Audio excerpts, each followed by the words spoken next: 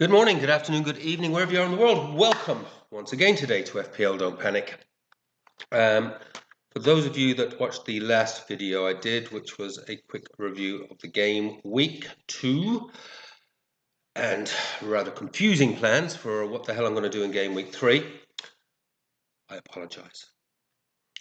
For those of you that haven't watched it and come to this one first, don't watch it. It was a mad waffle through my brain, and I actually realized then when I sort of watched the playback on it, I can't do that anyways, even if I wanted to. One of the things I spoke about, I've got issues in the team. Basically, I've got multiple injuries, no clear captain's choice because of those injuries. Because Palmer's out, Saka's out, and then I've obviously got Frimpong. All of them are dropping in price. As one of my stated things is to try and build team value in the first 5 game weeks, but I've had shit luck basically, and this is what happens in FPL. So,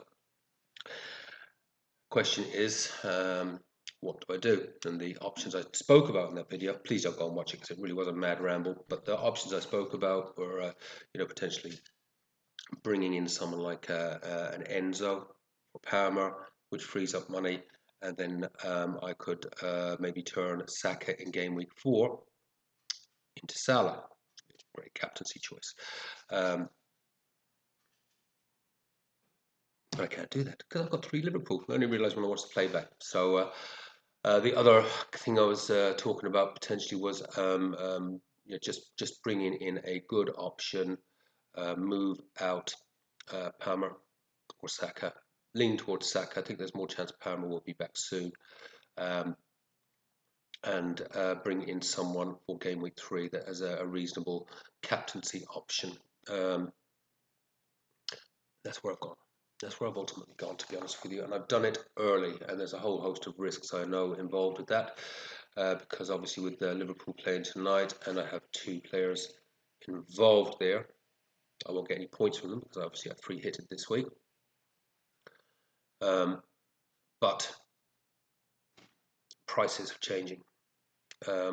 So I have done an early transfer, and the only caveat I can kind of really put around that is if anything does happen to Ekitike or Burts tonight, I will wildcard. I won't really have much choice. The team will be literally devastated. So any injury. So I've had to take the chance. Cunha obviously played very well in that first half.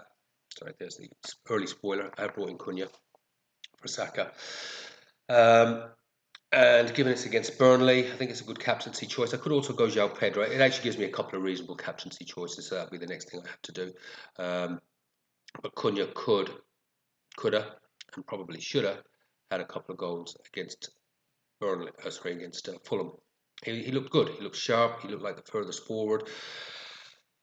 And it is this sort of game where he could absolutely explode in. And I think given it's at Old Trafford, given that United have been playing better, not great, but certainly better, there is signs of promise there. That attack really sort of starting to click. Could be a good one. Thought about Bruno, but after that penalty miss, I spoke about that. If you don't go back and watch that video, the last one I did, I knew he was going to miss. Second that referee walked around in front of him and is looking off into space and walks right behind Bruno while he's backing up and bumped him, and Bruno's like, you could tell, it's going to miss. Would have been a game changer for me. Would have been an absolute game changer. As it is, I've finished on 56. Could so easily have been my 70. Could so easily have been my 70 in the end. As I say, Munoz got his assist, could have got a clean sheet. And of course the Bruno with my last 2 players, and I thought, yeah, I'm doomed. I'm sitting on 46. Munoz and Bruno could very, very easily have got me not just 70, more towards like closer to the 80. Wasn't to be. FPL. And I'm certainly, whilst not happy, almost relieved when I see some of the scores out there. And this ultimately is one of the reasons I'm really trying to avoid doing that early wildcard until I get more data. It's insane out there at the moment. As I said, you've got some content providers, they're all like 25 bloody points. You get yeah, it's not predictable at the moment. It is not predictable at the moment until we have more data. And I could while I actually started playing with a wildcard. I put a wildcard team together, which was based on the current averages, showing 100 points comfortably over the last 2 game weeks. Easy to put a team together, and there's really good like 5 million and 5.5 million options in there. Easy, but it isn't real data until we have at least 5 game weeks, and then I can sort of start to kick into the spreadsheet properly. So I really want to avoid doing it if I can. But if there's more injuries tonight, Wirtz, Ekitike, I might have no choice. Anyway, so this waffle, waffle, waffle. Oh, and of course in the last video as well, I modelled the hot off the racks t-shirt. Soon to be a fashion item all over the world, I hope. Trying to think of another competition actually. I'll think of one when I come back and do the Bishop Brennan Cup. After the game, it's completely finished. Obviously, we've got Salah and a few of you obviously got a Salah in your team. I'm sorry, guys. I really hope he doesn't come in. My rank isn't desperately bad at the moment, but it will oh, okay, the right one. But it will change tonight. It doesn't actually look that awful when you see it there. But of course, Salah captures will be coming from me tonight, so that will drop like a stone. Even if he only gets 2 points, and a lot of people captain him 4 points, still going to have a big effect. And of course, a few are going to have your Wirtzes and your Ekitikes and your Gapcos, etc. So I don't hold out much hope. If I could stay within the 1 million by the end of tonight's game, I would be thrilled. I suspect it's going to drop to 2, 3, could be worse. It's really tight. It's really tight, Salah comes in with a 10 or a 15 pointer doubled. Oh, that is going to hurt like a bitch. Right. There's a team. Is it perfect? No.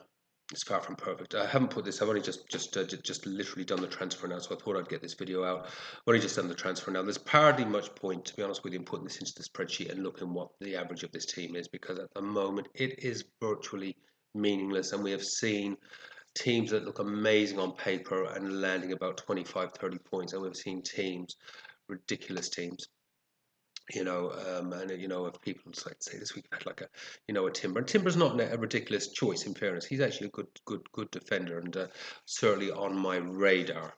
As maybe coming down, instead of having a Gabriel or a Saliba, Timber's absolutely on the radar. Probably for about game week 5 or 6 when Arsenal get their fixture turn. But we've seen ridiculous scores. Up in the 80s, 90s, and 100s, that you would look at that team and you go, how? And then you've seen, your ones with your Haalands, even a bit like my team this week, which looked fantastic on paper, and comes in with 56. Games are played on paper, and it's too early to draw any conclusions from any of this data at the moment. But this is where I am at for this week. Is it perfect? No, but you can't have a perfect team going out every week. My biggest issue is obviously because I had Saka, Frimpong, and Palmer all down with injuries. Do I do the early wild card? No, I really need to. And as I say, unless there's more injuries tonight, that's the only thing that would force my hand.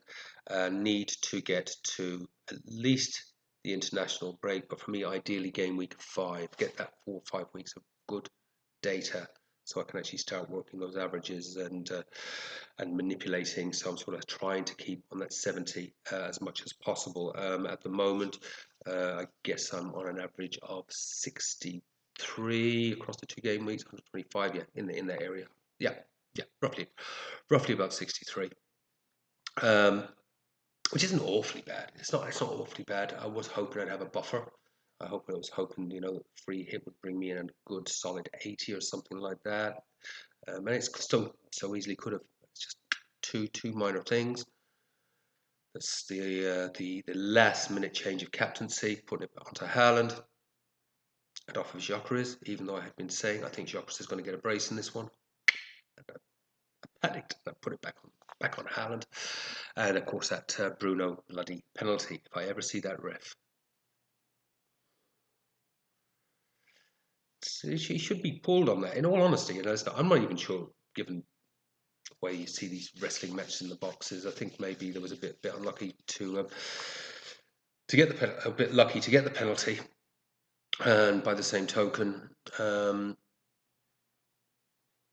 yeah, maybe justice was done. I don't know.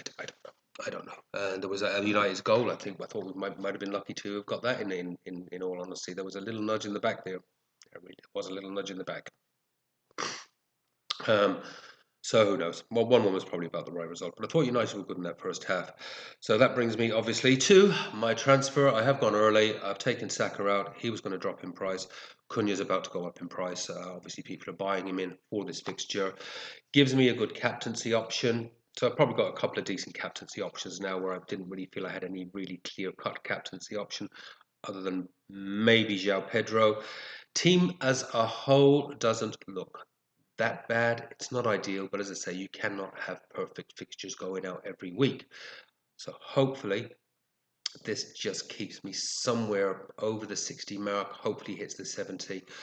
Who knows? Sanchez in goal. Yeah, decent fixture.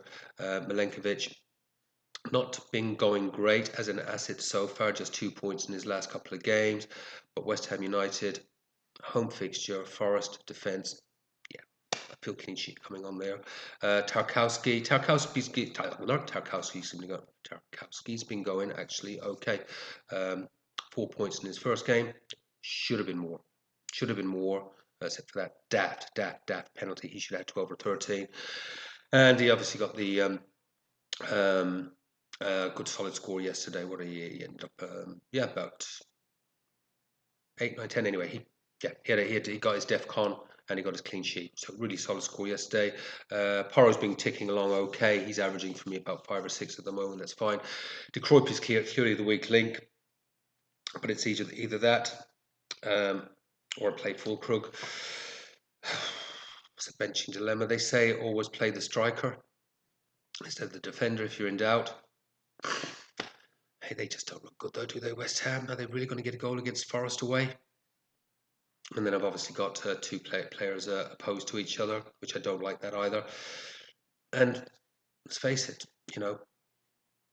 City have gone a little bit back based on that Spurs performance to City of last year, where you're going, what are they doing? What are they doing? So I think I'm going to stick with De Kruijff. And as I say, in this weird game that's been going on for these last 2 game weeks, who the hell knows? Clean sheet, and he gets an attacking return if breaks that City high line, gets him behind them for an assist or a goal. Who the hell knows?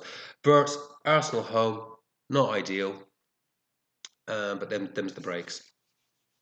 And a lot of people have been selling off Vert. I still think he's going to be a great asset. I really do.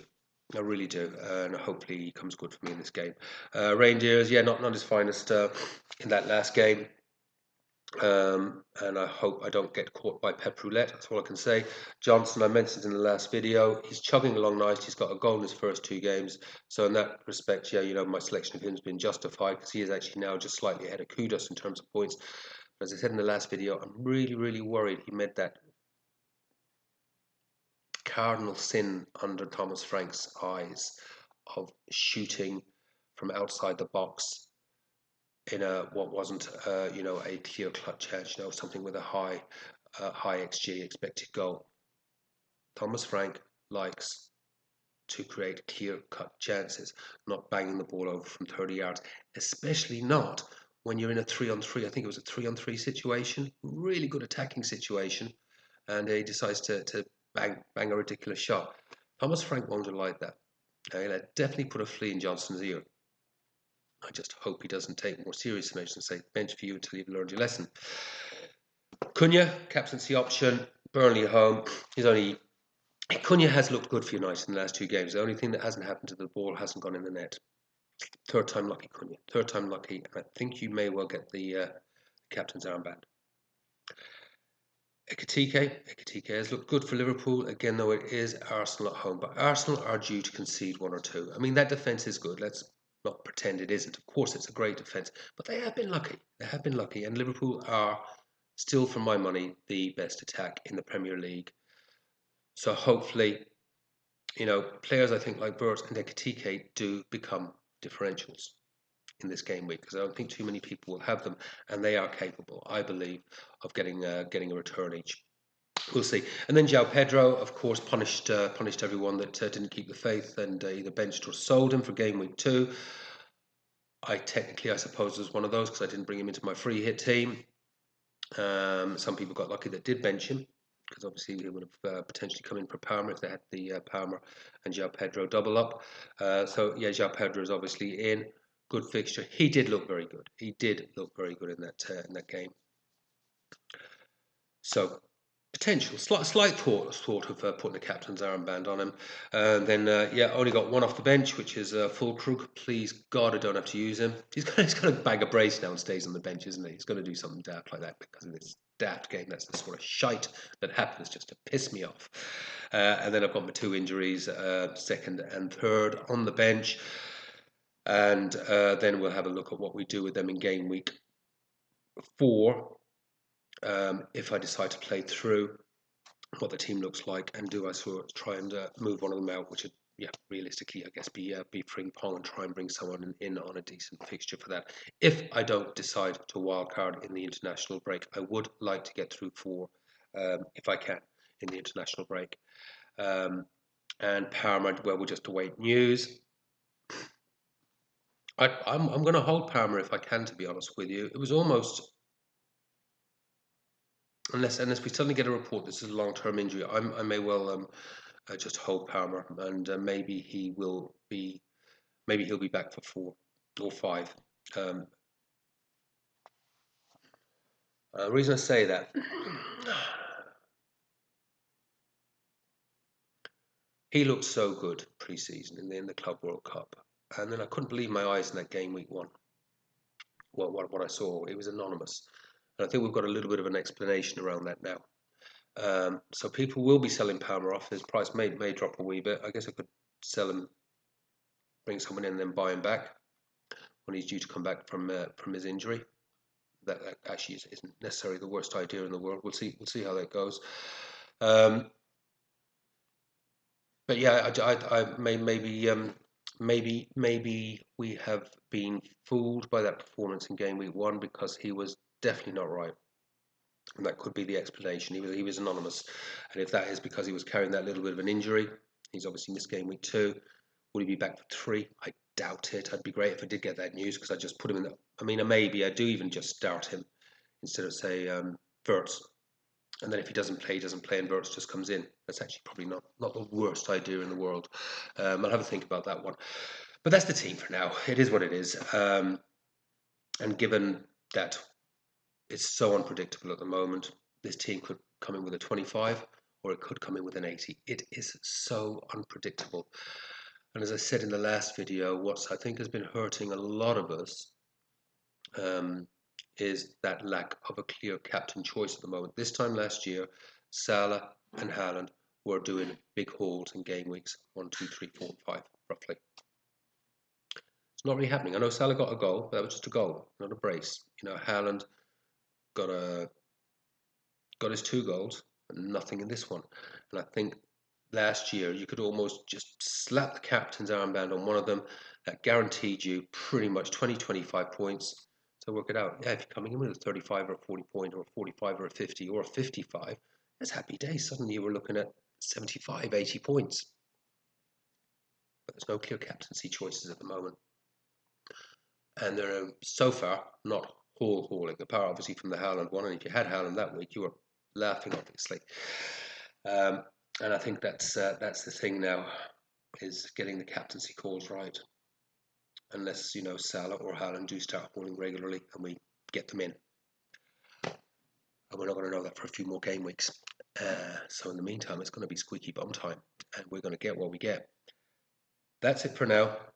That's the team, unless I get more injuries, then I will wildcard, much as I want to avoid it.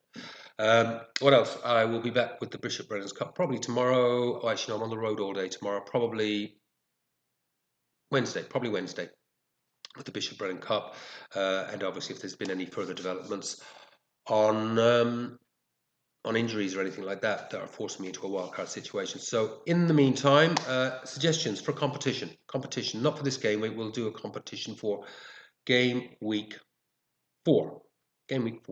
Yeah, international break.